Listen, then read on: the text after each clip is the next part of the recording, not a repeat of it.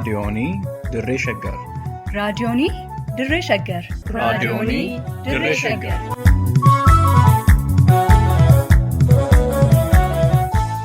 Raadiyoonii Dirree Shaggar. Raadiyooniin Dirree Shaggar torbaan guutuu guyyoodhaan galgalatti sa'aatii tokkorraa eegalee hamma sa'aatii tokkoof walakkaatti dambalii gabaabaa meetir baandii 19 kiiloo heerzii 15,415 irratti qophii dabarsuu hamma jalqaba. Raadiyoonii Dirree Shaggar.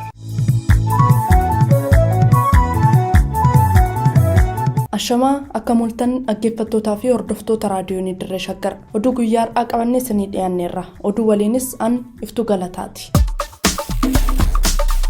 Mootummaan Bilxiginnaa dargaggoota Oromoo dirqamaan mooraa leenjii waraanaatti guuraa jira. Aadaa, afaanii fi eenyummaa abbootiin isaanii wareegama itti kaffalanii asiin gahan dargaggoonni tikfachuu qaban jedhan barsiisaan ganna 30 magaalaa Finfinnee keessatti afaan Oromoo barsiisaa turan Tafarraa Ta'eeraa jiruu fi jireenya isaanii keessatti birmannaan Oromoo akka isaan barbaachisu hubatameera. Kanneenii fi kanneen biroos bal'inaan isin biraan gahaa hamma xumuraatti nu waliin tura.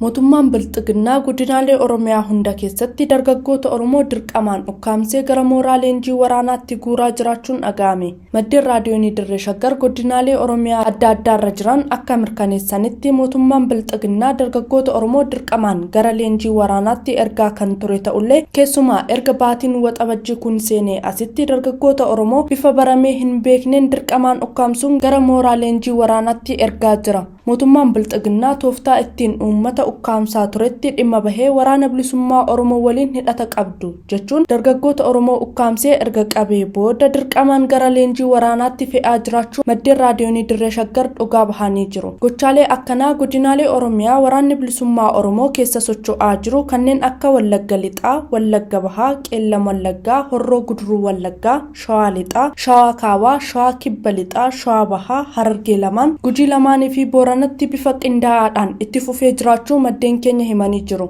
Qajeelfamni kun qaama mootummaa Bilxiginnaa gubbaarraa jirurraa kennamu kan himan maddeen keenya hojiirra oolmaa dhimma kanaatiif kaabinoonnii fi dabballoonni sirnichaa sadarkaa gadiirra jiran shoora olaanaa qabaachuu himu. Kaabinoonnii fi dabballoonni Bilxiginnaa sadarkaa aanaa fi gandarra jiran maqaa dargaggoota leenjii waraanaa deemuu qabanii galmeessuudhaan waraana mootummaatti yeroo kennan waraanni immoo abaa'oo shanee waliin hidhata qabdu jechuun ukkaamsaa akka jiru maddeen keenya ifoomsanii jiru. Dhumarrattis dargaggoonni Oromoo tooftaa qindaawaa mootummaa Bilxiginnaa baafatee ijoollee Oromoo ittiin ukkaamsee gara waraanaatti guuraa jiru kana hubatanii of eeggannoowwan barbaachisoo gochuu akka qaban dhaamanii jiru jechuun kan gabaase Wabii Waaqooti. Barsiisaa Tafarraa Ta'eeraa bara afaan Oromoo barsiisuu osoo hin taane afaan Oromoo dubbachuun gatii namaa kaffalchiisaa ture sana keessa dhiibbaa gama siyaasaa fi kallattii garaagaraatiin irratti raawwatamaa ture dandamachuun magaalaa Finfinnee keessatti afaan Oromoo barsiisuuf wareegama guddaa kaffalaa kan turan yoo ta'u barsiisaa Tafarraan ganna 30f afaan saba isaanii guddisuuf fangaardhaatti gumaacha olaanaa taphachaa jiraatan illee haalli isaan amma keessa jiran deeggarsa kan isaan barbaachisu ta'uu isaatiin dirmachuufiin barbaachisaa ta'uun dubbatame. Godina Shawaa Kibba Lixaa Aanaa Wancii iddoo addaa Abbichuu jedhamutti dhalachuu isaanii raadiyoonii Dirree Shaggaritti kan himan manguddoon ganna 71 barsiisaa Tafarraa Ta'eeraa yeroo jalqabaaf bara 1985 dhiibbaa siyaasaa jabaa dandamatanii cichoominaa fi kutannoo guddaan magaalaa Finfinnee mana barumsaa Baalchaa Abbaa Saafootti afaan Oromoo barsiisuu akka eegalan himanii jiru. Maqaan koo Tafarraa Ta'eeraa Ciisaan jedhama. Kanan dhalattee Aanaa Wancii waldaa ganda qotee bulaa Sunqulleef Qaadee jedhamu keessa iddoon an dhalate tokko Abbichuu jedhamti. Afaan Oromoo qubeen barsiisuu jalqaban mana barumsaa Baalchaa Abbaa Nabsoo keessatti nama cima wayiitinni afaanii fi aadaa afaan Oromoo haa barsiisu naan jedhanii ka'ee dhaqe. Ani kanan barbaadu kana kaayyoon koo 85. Akkuma xiqqoo barreessinee nuti hin barsiifnu jedhama. Aabaa odanuun jedhanii hin sodaannaan barsiifnu kan jedhan. Aabaa kan jedhan asirra jira nuti kan barsiifnu afaan Oromoo. Aadaa uummata Oromoo illee barsiisina waan jettan hin dhiisanii hin dhaabu. Ittuma fufaan jedhee daree 3-4 walumatti qabee akkuma barsiisuu jalqabee koreen tajaajilinaaf aadaa afaan Oromoo jedhaman kaan biyyoo barnoota Oromooti nammanii nuti hin barsiifnu jedhanii dhaaban. ittuma fufu. Uummata Oromoo qooqasaa barsiisuuf sochii gochaa turan keessatti dhaabbilee siyaasaa fi gochaawwan jibbiinsaatiin danqaalee hedduu keessa obsaan darbuu isaanii fi tola ooltummaadhaan barattoota hedduu afaan Oromoo barsiisuun eebbisiisaa turuu kan himan barsiisaa Tafarraa Ta'eeraa cuubeedhaan waraanamuudhaa hanga duulli qubee fi tafarraan ni barbadaa'u jedhu irratti godhame hunda dandamatanii hanga har'aatti barsiisaa akka jiran himan. Gaaban itti fufee ittuma fufee eebbisiisaa iton jedhu rakkoon adda addaa natti uumame. Qubeen Tafarraatti maal qubee hudaan dhaabi kun eessaa nutti dhufe ijoollee qubee jedhee biyyattii keenya diiguudhaa kan ka'e namitti karaa Wallaggaa dhufte jedhani Wallaggaa miti garuu akkuma sitti naan jedhu amma gaatoon rakkoo guddaa kana keessa darbee jedhamu manatti fufanii cuubeen waraananii itoon jedhu waa tokko immoo uumame 94 na fakkaataa warri oppituu asii kaanii Adaama akka deeman taasifamanii deemu wajjin hin nan jedhanii hin deeman Oromiyaa asuman jedhee nan du'a jedhee malee asangaa kana hin jedhu hojiin koo saggaa kan jedhu yaadan qabu. Eenyummaa aadaa fi afaan uummata Oromoo salphaatti osoo hin taane dhiigaa fi lafeen gootota Oromoo hedduun aarsaa kaffalameet sadarkaa kana gahe kan jedhan barsiisaa Tafarraan magaalaa Finfinnee mana barumsaa Baalchaa Abbaasaafootti afaan Oromoo dhiigaan barreessanii afaan dhaloota isaanii ilmaan Oromoo barsiisuu erga eegalanii waggoota 30 lakkoofsisuu dubbatan.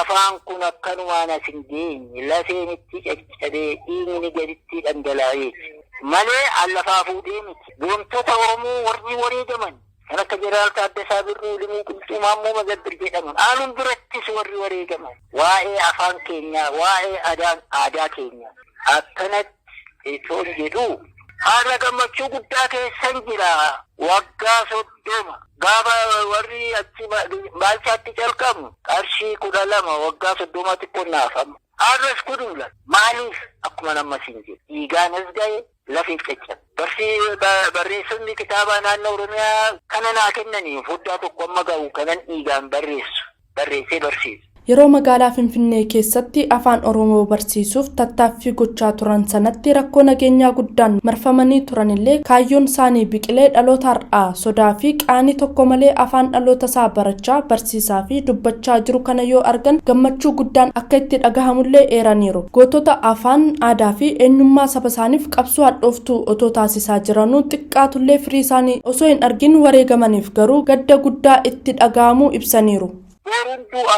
Istaanan du'aa har'a olee galgalan du'aa galgala ga'ee boru na ajjeesu buna sin dhugu naannoo sana ufeefi summii wajjin nama keenya baay'ee si ajjeesu naan jedhu ergannaa darba karaa adda addaa qabanii natti agarsiisanii gammachuu guddaan natti dhaga'ama yoon du'ellee toon du'in kana argu wanti immoo gadda natti dhaga'amu tokko jira warri too kana nagdiin kana dhaga'iin wareegaman du'ani nan gadda garuu ani jaanan argee nama baay'ee duume waa'ee kaayyoo keenyaa kana nama baay'eetu hidhame waa'ee keenya waa'ee saba keenyaa kana isaan nan gadda itoo kana naan arge jaanan arge biyyattiin dubbachuu saalfatan magaalattiin dubbachuu qaana'an maqaa isaanii jijjiirratan maqaa isaanii akka jijjiiramu taasisan har'a naanii kana arge baay'een gammadaa.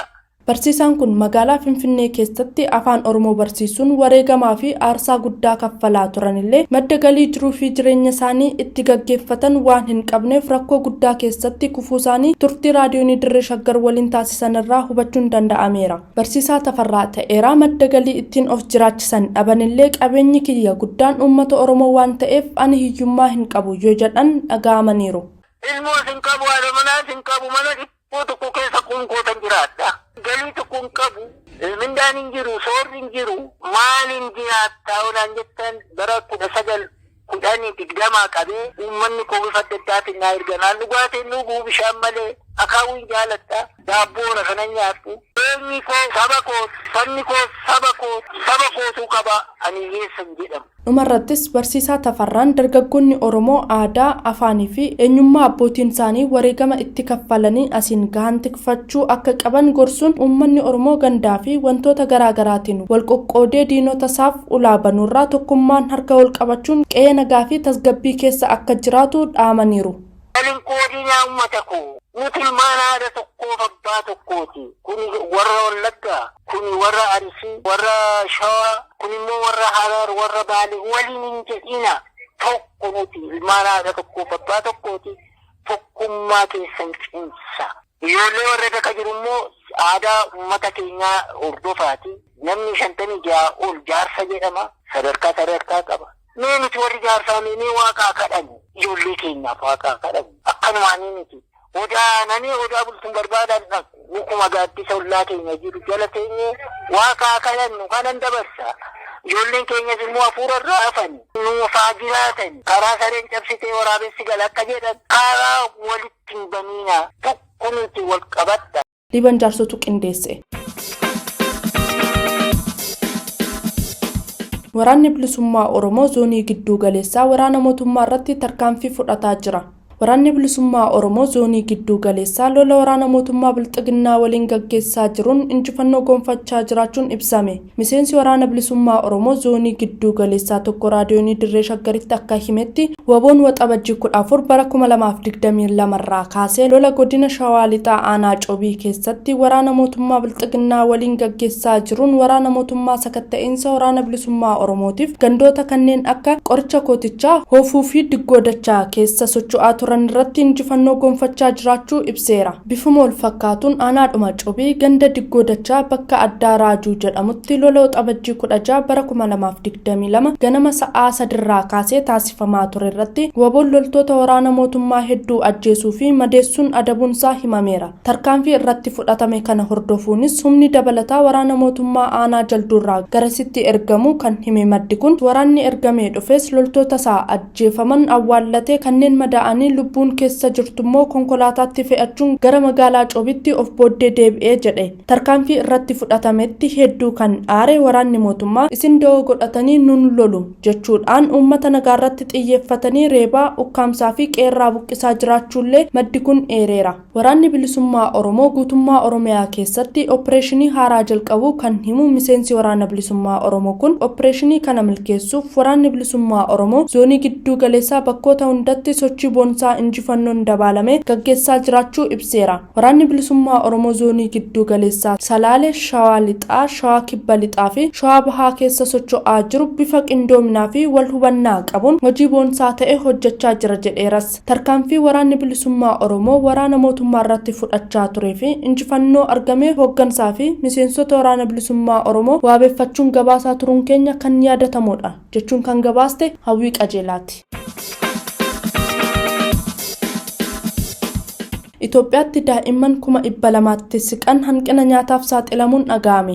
Sababa walitti bu'iinsa biyyattii keessatti dhalateen buqqaatii fi hongeen waggoota 40 dura mudatee hin beekneen bahaa fi kibba bahaa Itoophiyaa keessatti uumamuun daa'imman 185 ol ta'an hanqina nyaataaf saaxilamuu jaarmiyaan gargaarsa idil-addunyaa lubbuu daa'immanii baraaruu irratti hojjetu Save the Children marsariitii isaa irratti ibsee jira. Itoophiyaatti bakka buutuun Save the Children Xavier Joobert marsariitii dhaabbatichaa waxabajjii 16 bara 2022 maxxanfame irratti akka ibsanitti sababa rakkoo nageenyaa fi weerara vaayirasii koronaatiin uummanni hongee mudatee dandamachuu akka dadhabe himuun waqtiiwwan roobaa 4 osoo rooba hin argatiin hafuusaatiin walqabatee Itoophiyaa keessatti lammiilee miliyoona 30 ta'an deeggarsa namoomaa barbaadu. Waqtiin roobaa 5fis akkasitti kan itti fufu taanaan rakkinichi daran yaaddessaa ta'uu akka malu hubachiisan. Jaarmiyaan agarsiisa idil-addunyaa lubbuu daa'immanii baraaruu irratti hojjetu Save the Children baatiiwwan 12 darban keessatti hanqinni nyaataa 64 dabaluu ibsuun ji'oota lamaan dhufaa jiran ammoo hanqinni nyaataa kun jabaatee itti fufuu mala waan ta'eef hawaasa rakkoo hanqina nyaata kanaaf saaxilameef deeggarsi hatattamaa akka barbaachisu akeekkachiiseera. Liban jaarsutu gabaase. Egaa hordoftootaa fi dhaggeeffattoota raadiyoonii Dirree Shaggar oduun har'aaf qabannee dhiyaanne kan mangammaa ture waan waliin turtaniif hedduu galatoomaa horaa bulaa.